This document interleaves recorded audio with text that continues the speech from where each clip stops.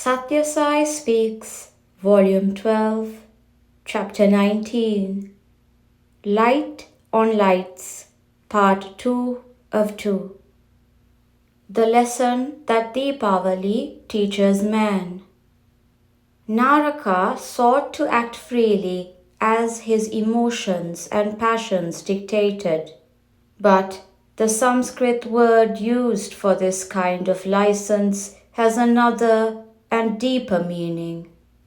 Swa-ichcha, one's own desires, which refers not to unrestrained indulgence, but to the ultimate desire, the longing for union with the Source, the merging of individual sparks back into the eternal flame, and the return of waves to the ocean from which they arose. The Upanishads call upon man to roam about in the jungle of life as the king of beasts, the lion, and not as panic-stricken, cowardly sheep, ashamed to lift its head. Face the 6 foes that are ferociously gnawing the heart of man: lust, anger, attachment, pride, hatred, and greed. And be man, Nara, not Naraka, who cringes before these foes and tries to propitiate them by yielding to their demands. That is the lesson that Deepavali teaches. The Vedic prayer, Tamaso ma jyotirgamaya, from darkness lead me, O Lord, into light. Lead me from the blindness of ignorance into the vision of truth. Cleanse the mind, and the truth will be reflected therein. This is not as difficult as some people imagine. The tiny ant can travel hundreds of miles, if only it puts its foot forward and starts. Faith and steadiness will achieve the rest of the journey. But if an aeroplane that can fly faster than sound does not rise from the tarmac, it can only stay where it is. Each one must first decide on what is worth living and striving for. For this, one has to meet and converse with elders who have traveled along the same route. One has to taste the bliss of realization that their lives express. And, inspired by their example, one must practice what they prescribe with single-minded confidence. Lesson taught by the careers of Naraka and Bali. When man fails to use his attainments for the welfare of others, he becomes a Narakasura, hellish demon.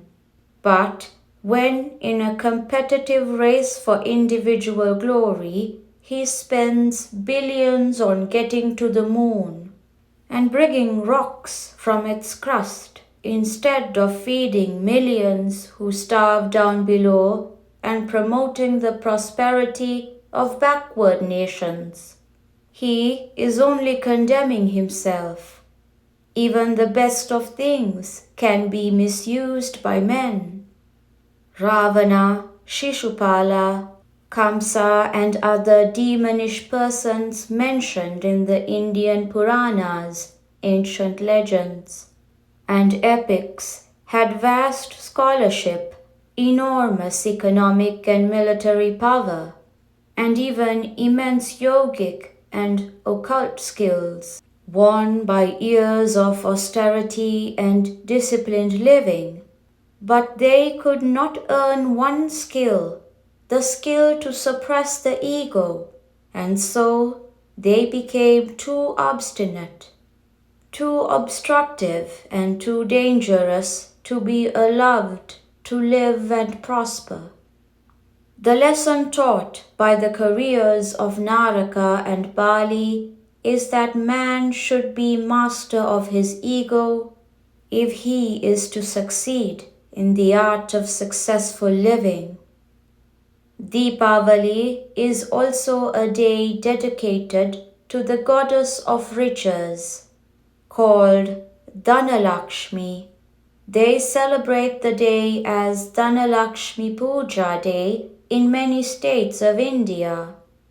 Newspapers highlight the celebrations with big headlines, but riches, when one comes by them, have to be revered as something given on trust and must be used for the amelioration of the wants of society and not for personal aggrandizement.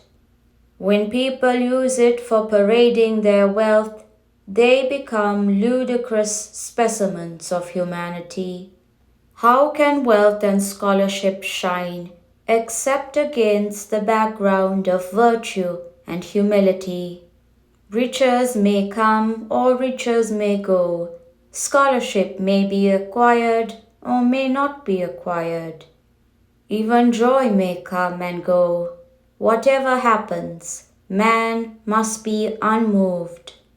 He must not swerve from the path that he has chosen towards the goal. Sai's message on the Festival of Lights. There was once a merchant who, while walking through the streets of Banaras, was suddenly confronted by two sisters who were frantically quarreling over the issue of who was fairer. The two sisters were none other than Dhanalakshmi and her famous sister, Daridra Lakshmi, the goddess of poverty. They stopped the merchant and compelled him to agree to be the judge. They pressed him to pronounce who was the fairer of the two. The merchant feared to say that Dhanalakshmi was fairer, for then the goddess of poverty might inflict her boons on him.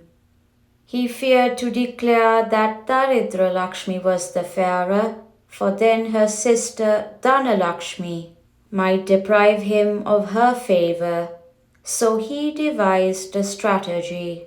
He asked the sisters to walk a few steps forward and backward in front of him as he stood silent for a while, watching their slow, deliberate comings and goings. And then he asked them to come near him in order to hear his judgment. He said, Dhanalakshmi is fairer when she comes towards me, but Daridra Lakshmi looks fairer when she goes away from me. How then can I give a definite verdict? This was a clever reply, framed to escape punishment. But you should not change the face of truth to please people. Utter what you have in mind. Act according to the words you utter. That is the safest, the easiest and the most correct procedure. That is how a self-respecting man should behave. Nothing is more right than truth. Do not play false to the God in your being and be led into evil through fear or greed. March along straight, never deviating towards falsehood or trickery. Do not be attached by the glamour of name and form. Seek the Atma with one pointed zeal. That is the message I give you on this Festival of Lights. End of Part 2 of 2, Prashanti Nilayam, October 25th, 1973. You should recognize the truth that man's life should consist of making the journey from the position of I to the position of we.